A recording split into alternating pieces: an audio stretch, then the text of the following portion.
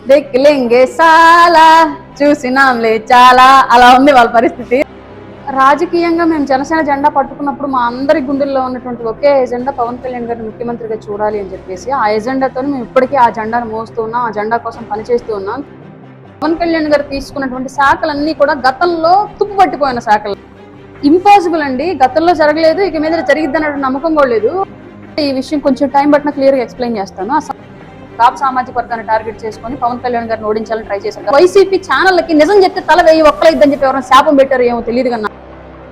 కలిసిన ప్రతి చోట అసలు నిష్పక్షపాతంగా ఓపెన్ గా చెప్పేస్తున్నారు, జీరో కరప్షన్ అండి మా శాఖల్లో ప్రెజెంట్. చాలా గర్వంగా కాలర్ ఎగరేసి చెప్పుకున్నారు వాళ్ళ పంచాయతీరాజ్ శాఖ ఉన్నటువంటి ఉద్యోగులంతా కూడా. పవన్ కళ్యాణ్ గారి చేతిలో ఆ శాఖ ఉంది కాబట్టి పంచాయతీరాజ్ శాఖ ద్వారా ఆంధ్రప్రదేశ్ కి మహర్దశ పట్టిందని చెప్పడంలో ఎలాంటి సందేహం అవసరం. ఎంతమంది ఇంత నిస్వార్థంగా సేవ చేయగలరు సమాజానికి? అది పవన్ కళ్యాణ్ గారికి మాత్రమే సాధ్యమైన. అసమర్థులు రాజ్యం ఏలడం మూలంగా జరిగినటువంటి ప్రజల నుంచి కానీ ఉద్యోగుల నుంచి కానీ చూస్తుంటే పవన్ కళ్యాణ్ గారి పాలన అద్భుతంగా బేష్ అంటున్నారు. అంటే ప్రజలు ఇచ్చే ర్యాంకులో నెంబర్ 1లో ఉంటే ప్రభుత్వం నుంచి కొన్ని సర్వేలు కొన్ని ర్యాంకులు ఇస్తున్నారు కదా, డిపార్ట్మెంట్లో మినిస్టర్ల పనితీరు అని, అలాగే ఎమ్మెల్యేల పనితీరు. దానిలో ఎందుకని పవన్ కళ్యాణ్ గారు లాస్ట్లో ఉంటున్నారు? పవన్ కళ్యాణ్ గారే నాంది వేశారు దానికి. పవన్ కళ్యాణ్ గారు తీసుకున్నటువంటి శాఖలన్నీ కూడా గతంలో తుప్పు పట్టిపోయిన శాఖలు. వాళ్ళకి ఒకే ఒక్క ప్రత్యర్థి పవన్ కళ్యాణ్. కారణం ఏంటి అంటే ఈ రోజు వైసీపీ ఓటమికి కారణం పవన్ కళ్యాణ్ గారే. పొద్దున రాష్ట్ర రాజకీయాల నుంచి జగన్ ని బర్తరఫ్ చేసేది కూడా పవన్ కళ్యాణ్ గారే అని బలంగా నమ్ముతున్నారు కాబట్టి. నమస్కారం మేడం. నమస్తే అండి. పంచాయతీరాజ్ శాఖకు సంబంధించి దాదాపుగా 2000 మందితో పవన్ కళ్యాణ్ గారు మాటామంతి అనే కార్యక్రమం పెట్టారు. ఆ కార్యక్రమం ఎలా జరిగింది అనుకుంటున్నారు? నాకు తెలిసి ఇప్పటి వరకు కూడా ఏ మంత్రిత్వ శాఖలో కూడా తన శాఖలో పనిచేస్తున్నటువంటి ఉద్యోగుల యొక్క మనోభావాలు ఏంటి, వాళ్ళు ఏం కోరుకుంటున్నారు, అలాగే ప్రజలు వాళ్ళ నుంచి ఏం కోరుకుంటున్నారు, గతంలో ఉన్నటువంటి సంస్కరణలు ఏంటి, కొత్తగా మారినటువంటి కాలంలో మారాల్సినటువంటి అవసరాలు ఏంటి అనేటువంటి ఈ విషయాన్ని నేరుగా ఉద్యోగుల దగ్గర నుంచే కూలంకషంగా తెలుసుకున్నటువంటి మంత్రి ఎవరు గతంలో లేరు నాకు తెలిసినంత వరకు. ఎస్పెషల్లీ పంచాయతీరాజ్ శాఖలు అయితే అసలే లేరు. అసలు కొంత గతంలో అయితే ఏ మంత్రి ఆ శాఖ చేస్తున్నాడో కూడా తెలిసిన పరిస్థితి లేదు. వైసీపీ టైంలో పంచాయతీరాజ్ శాఖ మినిస్టర్ ఎవరంటే గబుక్కున ఎవరైనా అడిగితే ఎవరు చెప్పే పరిస్థితి లేదు ఇవాళ. కానీ ఈ రోజు పవన్ కళ్యాణ్ గారి చేతిలో ఆ శాఖ ఉంది కాబట్టి ఆ ఉద్యోగులకి, ఆ ఉద్యోగుల ద్వారా పంచాయతీరాజ్ శాఖకి, పంచాయతీరాజ్ శాఖ ద్వారా ఆంధ్రప్రదేశ్ కి మహర్దశ పట్టిందని చెప్పడంలో ఎలాంటి సందేహం అవసరం లేదండి. పారదర్శకంగా ఎటువంటి రూపాయి తీసుకోకుండా మాకు ఈ ప్రమోషన్లు వచ్చినాయని చాలా ఆనందంతో పవన్ కళ్యాణ్ గారికి కృతజ్ఞత చెప్పుకోవడానికి వచ్చారు. ఇలా ఎప్పుడైనా ఎవరికైనా జరిగిందంటారా? ఇంపాసిబుల్ అండి, గతంలో జరగలేదు, ఇక మీద జరిగిద్ది అన్న నమ్మకం కూడా లేదు. మొన్న మాటామంతి కార్యక్రమంలో పవన్ కళ్యాణ్ గారితోనూ మీతోనూ చెప్పడం కాదు, నాకు చాలా మంది రాష్ట్ర వ్యాప్తంగా ఉన్నటువంటి పంచాయతీరాజ్ శాఖలో పనిచేస్తున్నటువంటి చాలా మంది ఉద్యోగులు, వాళ్ళ క్యాడర్ ఏదైనా సరే కలిసిన ప్రతి చోట అసలు నిష్పక్షపాతంగా ఓపెన్ గా చెప్పేస్తున్నారు, జీరో కరప్షన్ అండి మా శాఖల్లో ప్రెజెంట్. ఎవరికైనా ప్రమోషన్ రావాలంటే వాళ్ళ సర్వీస్ ఆధారంగానే వచ్చేస్తుంది, ఎవరి రికమెండేషన్లు అవసరం లేదు, ఎవరి ఇన్ఫ్లుయెన్స్ ఉండట్లేదు, ఖచ్చితంగా మా సర్వీస్ ని ఆధారంగా చేసుకుని మాకు ప్రమోషన్స్ ఇస్తున్నారు అని ఓపెన్ గానే బాహాటంగానే చెప్పిన సందర్భాలు చాలా ఉన్నాయి. గతంలో ఎవరికైనా ప్రమోషన్ రావాలి అన్నా, లేదంటే ఏదైనా ట్రాన్స్ఫర్ జరగాలి అన్నా సరే ఆ మినిస్టర్ గారి చుట్టూ తిరగడం, లేదా ఇంకేదన్నా ఆర్థికంగా వాళ్ళకి ఇవ్వాల్సినటువంటి అవసరాలు ఇవ్వడం, ఇట్లాంటివన్నీ జరిగేవి. అట్లా జరిగిన వాళ్ళకే ప్రమోషన్స్ ఉండేవి గతంలో. బట్ ఈ సంవత్సరం ఈ గవర్నమెంట్ టైంలో పవన్ కళ్యాణ్ గారి యొక్క ఆధ్వర్యంలో పంచాయతీరాజ్ శాఖ ఉన్న తర్వాత ఒక్కళ్ళు కూడా ఎలాంటి కరప్షన్ కి పాల్పడకుండా ప్రమోషన్స్ పొందామని చెప్పేసి చాలా గర్వంగా కాలర్ ఎగరేసి చెప్పుకున్నారు వాళ్ళ పంచాయతీరాజ్ శాఖ ఉన్నటువంటి ఉద్యోగులంతా కూడా. ఎంతమందికి ఉండిద్దండి ఇట్లాంటి మనస్తత్వం? ఎంతమంది ఇంత నిస్వార్థంగా సేవ చేయగలరు సమాజానికి? ఎంతమంది ఈ శాఖను గతంలో ఇంత ఇంపాక్ట్ఫుల్ గా చేయగలిగారు? అది పవన్ కళ్యాణ్ గారికి మాత్రమే సాధ్యమని చెప్పడంలో ఎవరికి ఎలాంటి సందేహం అవసరం లేదు. అక్కడికి వచ్చిన కొంతమంది చెప్తుంది ఏంటంటే పంచాయతీరాజ్ శాఖలో జీరో కరప్షన్, అలాగే మిగిలిన శాఖల్లో కూడా ఇలా జరుగుతుందా అని అడిగితే మిగిలిన శాఖల్లో కూడా పవన్ కళ్యాణ్ గారు కాదుగా మంత్రి అని అనడంతో పాటు ఒక పంచాయతీరాజ్ శాఖలో ఉంటేనే ఇలా జరిగిందంటే ఈయన కనుక రాష్ట్రానికి సీఎం అయితే ఇంకా ఎలా ఉంటుందో ఊహించుకోండి. ఆ ఎంప్లాయీస్ అందరూ కోరుకునేది ఒకటి, సీఎం కావాలని. ఒక అధికార ప్రతినిధిగా అది ఎప్పుడు సాధ్యం అవుతుందంట? రాజకీయంగా మేము జనసేన జెండా పట్టుకున్నప్పుడు మా అందరి గుండెల్లో ఉన్నటువంటి ఒకే ఎజెండా పవన్ కళ్యాణ్ గారిని ముఖ్యమంత్రిగా చూడాలి అని చెప్పేసి ఆ ఎజెండాతో మేము ఇప్పటికీ ఆ జెండాను మోస్తూ ఉన్నాం, ఆ జెండా కోసం పనిచేస్తూ ఉన్నాం. కానీ కాలానుగుణంగా జరుగుతున్నటువంటి మార్పుల్లో, రాష్ట్రంలో వస్తున్నటువంటి రాజకీయ పరిస్థితులు, అసమర్థులు రాజ్యం ఏలడం మూలంగా జరిగినటువంటి రాష్ట్రానికి జరిగినటువంటి అన్యాయం, వీటన్నింటినీ కూడా ఆయన అన్నింటినీ కూలంకుషంగా విశ్లేషించుకున్నారు కాబట్టి ఏదైతే ప్రస్తుతం గెలుపుకు అవసరమో ఆ టర్న్ అనేది తీసుకొని ఈ రోజు రాష్ట్రానికి ఒక మంచి ప్రభుత్వాన్ని తీసుకొచ్చారు పవన్ కళ్యాణ్ గారు. ఈ రోజు ఇంత అభివృద్ధి జరుగుతోంది, పవన్ కళ్యాణ్ గారు ఆయన శాఖల ద్వారా చేయగలుగుతున్నారు, ఆ అవకాశం కూడా పవన్ కళ్యాణ్ గారికి వచ్చింది అంటే ఆయన తీసుకున్నటువంటి నిర్ణయమే. ఆయన త్యాగం చేయడం వల్ల ఈ రోజు రాష్ట్రానికి మహర్దశ పట్టింది. రాబోయే రోజుల్లో కూడా కాలానుగుణంగా రాజకీయ పరిస్థితులు ఎలా ఉంటాయి, రాజకీయ పరిస్థితులను బట్టి రాష్ట్రానికి ఎలాంటి పరిస్థితులు వస్తాయని వీటన్నింటినీ కూడా ఆలోచించుకొని రాబోయే రోజుల్లో కూడా పవన్ కళ్యాణ్ గారు రాజకీయం చేస్తారు. డెఫినెట్ గా పవన్ కళ్యాణ్ గారి శాఖని ఆదర్శంగా తీసుకొని మిగతా శాఖల మంత్రులు కూడా అంతే స్థాయిలో పని చేయాలి అని చెప్పేసి అందరం మనస్ఫూర్తిగా కోరుకుందాం. మీరు అన్నట్లుగా అంత పారదర్శకంగా ఉందా లేదా అనేది నాకు తెలియదు. నేను ఆ శాఖల్లో లేను, ఆ మంత్రులతో నేను ఎప్పుడు మాట్లాడలేదు, ఆ మంత్రిత్వ శాఖల్లో ఉన్నటువంటి ఉద్యోగులు కూడా నాతో ఎప్పుడు మాట్లాడలేదు. నాతో మాట్లాడిన వాటి గురించి మాత్రమే నేను చెప్తూ ఉన్నాను. క్లియర్లీ రాబోయే రోజుల్లో క్లియర్ అండ్ క్లీన్ పాలిటిక్స్ అనేవి ఆంధ్రప్రదేశ్ లో రావాలి అని ఖచ్చితంగా మనస్ఫూర్తిగా ఆశిద్దాం. అది పవన్ కళ్యాణ్ గారే నాంది వేశారు దానికి. ఈ నాంది ఇలాగే ముందుకు కొనసాగుతూ దృఢంగా Andhra Pradesh politics clear cut politics రావాలని అయితే ఆశిద్దాము, దానికోసం పనిచేద్దాం అందరం. ప్రజల నుంచి కానీ ఉద్యోగుల నుంచి కానీ చూస్తుంటే పవన్ కళ్యాణ్ గారి పాలన అద్భుతంగా బేష్ అంటున్నారు. అంటే ప్రజలు ఇచ్చే ర్యాంకులో నెంబర్ 1లో ఉంటే ప్రభుత్వం నుంచి కొన్ని సర్వేలు కొన్ని ర్యాంకులు ఇస్తున్నారు కదా, డిపార్ట్మెంట్లో మినిస్టర్ల పనితీరు అని, అలాగే ఎమ్మెల్యేల పనితీరు, దానిలో ఎందుకని పవన్ కళ్యాణ్ గారు లాస్ట్లో ఉంటున్నారు?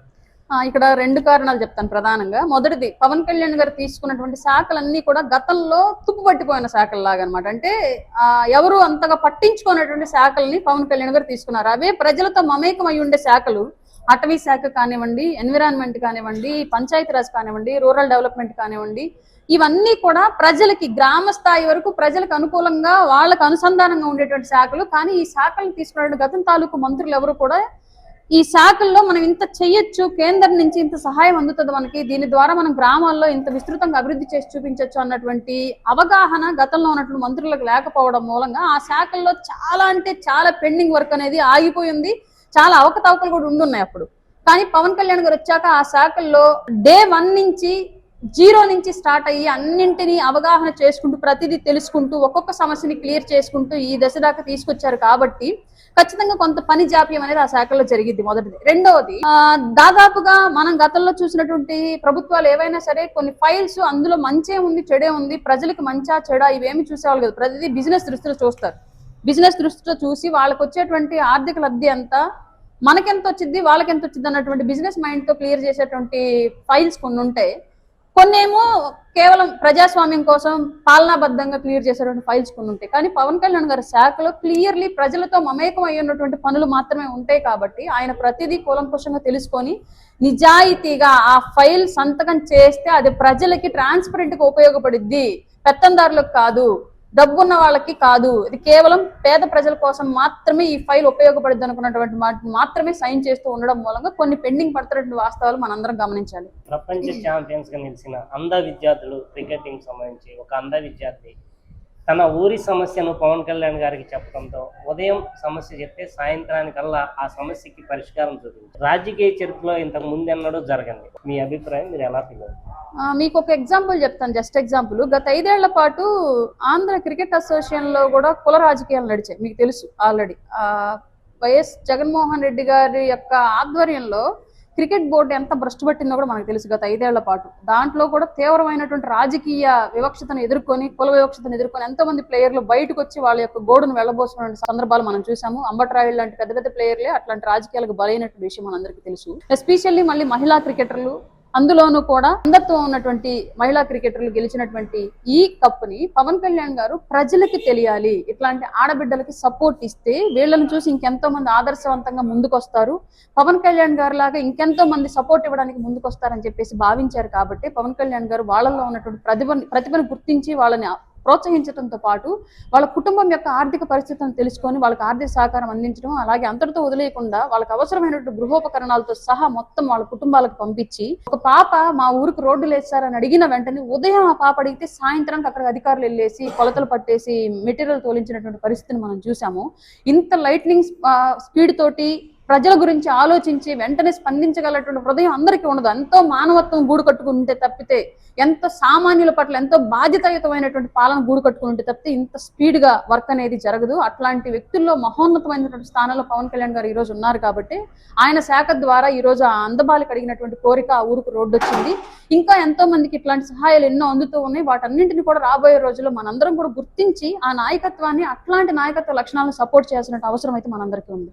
మీరు ఏదైతే క్రికెట్ టీంలో కుల వివక్ష అని అన్నారో, అలాగే పిఠాపురం సంబంధించి ఇద్దరు విద్యార్థులకు జరిగిన చిన్న ఘర్షణని కుల వివక్షగా చిత్రీకరించేందుకు రకరకాల మీడియా అవనివ్వండి, పవన్ కళ్యాణ్ గారు చేస్తున్న ఈ అభివృద్ధిని చూసి తట్టుకోలేని కొంతమంది మిత్రపక్షం అవనివ్వండి, ప్రతిపక్షం అవనివ్వండి, ఇదంతా వాళ్ళు చిత్రీకరిస్తున్నారని అంటున్నారు. ఇప్పుడు జనసేన తరపు నుంచి మీ అభిప్రాయం ఏంటి? ఇక్కడ నేను మీకు క్లియర్ గా ఈ విషయం కొంచెం టైం పట్టిన క్లియర్ గా ఎక్స్ప్లెయిన్ చేస్తాను. ఆ సంఘటన జరిగినప్పుడు నేను ఆ ఊర్లో ఆ పిల్లల తల్లిదండ్రులతో మాట్లాడాను. అంటే మమ్మల్ని కొంచెం మీడియా ప్రెసెంట్ మేము మీడియాను అవాయిడ్ చేసి ఉన్నాం కాబట్టి మేము ఆ విషయాన్ని మాట్లాడలేకపోయాము. బట్ ఇప్పుడు మీరు అడిగారు కాబట్టి చెప్తున్నాను. అక్కడ వైసీపీ ఒక ప్రచారం అయితే గట్టిగా చేసింది. ఏం చేసింది? హెడ్ మాస్టరు దళిత విద్యార్థులను బయట నించోబెట్టాడు, కుల వివక్ష చూయించాడు, అగ్ర కులాల వాళ్ళని దగ్గరకు తీశాడు, వీళ్ళని బయట నించోబెట్టాడు అని చెప్పి మాట్లాడారు. క్లియర్లీ అక్కడ హెడ్ మాస్టర్ కూడా దళితుడే. ఈ విషయము ఏదో చిన్నప్పుడు బేతాళ కథల్లో చదివే వాళ్ళం మనం.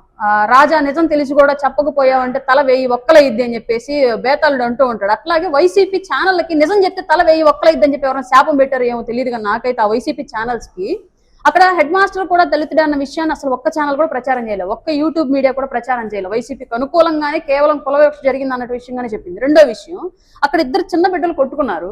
ఒకళ్ళు ఒక సామాజిక వర్గం, ఒకళ్ళు ఒక సామాజిక వర్గం. ఇక్కడ దళిత సామాజిక వర్గం నుంచి ఉన్నటువంటి బిడ్డలు కొంచెం దేహదారుడ్యం ఎక్కువ ఉండడం మూలంగా అదర్ సామాజిక వర్గానికి చెందిన వాళ్ళకి గట్టిగా దెబ్బలు తగిలితే ఈ ఇద్దరు గొడవ హెడ్ మాస్టర్ దగ్గరికి వెళితే దెబ్బలు తిన్న పిల్లాన్ని లోపల కూర్చోబెట్టి కొట్టిన పిల్లాన్ని ఇంటికెళ్ళి మీ వాళ్ళని తీసుకురండిరా, మీ వాళ్ళని తీసుకురాకపోతే అప్పుడు దాకా మీరు క్లాసులోకి రావద్దు, మన వాళ్ళంతా ఇట్లా గొడవలు పడతా ఉంటే మనం ఎప్పుడు ఎదుగుతాం, ఇలాగా చిన్నప్పటి నుంచి ఇట్లా గొడవలు పడతా ఉంటే ఇంక మీ అమ్మ నాన్న ఎలా కూలి పని చేసుకుని బతుకుతున్నారు, మీరు కూడా అలాగే కూలి పని చేసుకుని బతుకుతారా అని చెప్పి సాధారణంగా ఒక తండ్రి తన బిడ్డకు చెప్పినట్లుగా, ఒక తల్లి తన బిడ్డకు చెప్పినట్లుగా ఆ స్థాయిలో తమ బిడ్డలు, తమ అండర్ కంట్రోల్ ఉన్నటువంటి బిడ్డలు మంచి బుద్ధులు విద్య నేర్చుకుని ముందుకెళ్లాలనే సదుద్దేశంతో ఆ హెడ్ మాస్టర్ చెప్తే, ఆ దళిత హెడ్ మాస్టర్ చెప్తే అతని విషయాన్ని, అతను ఏ కన్సర్న్ లో చెప్పాడో ఆ విషయాన్ని దాచిపెట్టి పూర్తిగా అక్కడ పవన్ కళ్యాణ్ గారికి ఆ నియోజకవర్గానికి కుల వివక్ష అంటగట్టాలి అన్నటువంటి ఒకే ఒక దురుద్దేశంతో దేశం మీద దొంగలు పడ్డారని చెప్పేసి గతంలో చెప్పుకునేవాడు.